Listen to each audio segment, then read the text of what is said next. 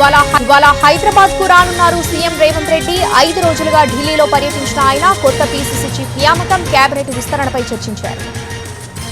అయితే పీసీసీ నియామకంపై ఏకాభిప్రాయం కుదరలేదు. దాంతో వచ్చే సోమవారం మరోసారి సమావేశం కావాలని నిర్ణయించారు.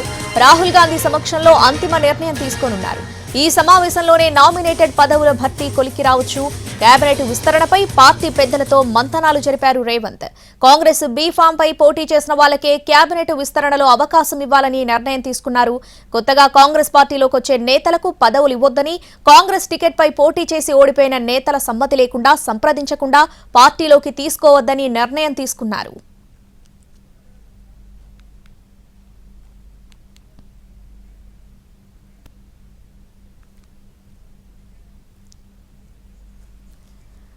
పూర్తి అప్డేట్స్ మా ప్రతినిధి ప్రసాద్ ఢిల్లీ నుంచి లైవ్ లో అందిస్తారు. ప్రసాద్,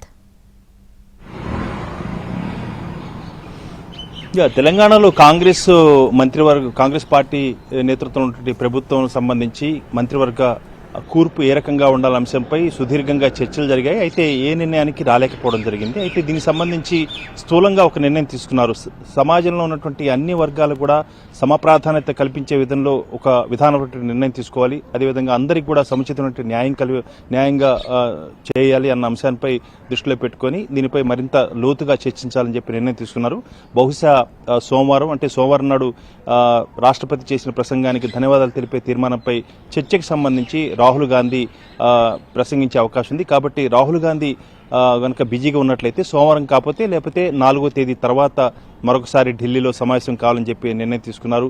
అందరికీ కూడా ఎస్సీ మాదిక వర్గానికి, అదేవిధంగా వెలమ్మ, అదేవిధంగా బీసీలకు, మరీ ముఖ్యంగా ఎస్టీలకు స్వతంత్రం వచ్చిన తర్వాత ఎవరికి కూడా ఎస్టీలకు పీసీసీ పదవి లభించలేదన్న ఒక వాదన కూడా గట్టిగా వినిపిస్తుంది. కాబట్టి వీటన్నిటిని దృష్టిలో పెట్టుకుని స్థూలంగా ఒక ఫార్ములాను తయారు చేసుకుని అందరికీ సముచితమైనటువంటి రీతిలో ప్రధానంగా అందరికీ కూడా అవకాశం కల్పించాలి. నామినేటెడ్ పదవులు కానీ, పీసీసీ అధ్యక్ష పదవి కానీ, అదేవిధంగా మంత్రివర్గ విస్తరణ కానీ.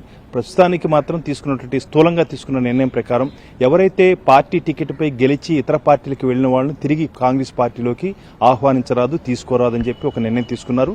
దాంతోపాటు ఈసారి ఎన్నికల్లో కాంగ్రెస్ టికెట్పై పోటీ చేసి ఓడిపోయిన వారు ఉంటారు, ఆ అభ్యర్థులను సంప్రదించకుండా కొత్త వారిని తిరిగి పార్టీలోకి తీసుకోరాదు అన్న ఒక నిర్ణయాన్ని కూడా తీసుకోవడం జరిగింది. అదేవిధంగా ఇతర పార్టీల నుంచి వచ్చిన వారికి ఎవరికి కూడా పదవులు ఇవ్వరాదు.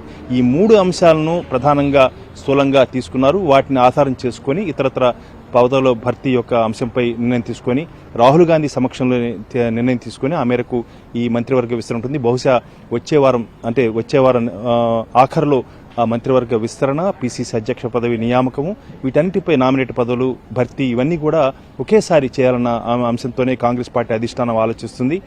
దఫాలుగా చర్చలు జరిపారు. గతంలో ఎన్నడూ లేని రీతిలో ముఖ్యమంత్రి 5 రోజుల పాటు ఎవరు కూడా ఢిల్లీలో ఉండలేదు. 5 రోజుల పాటు ఉన్నారు.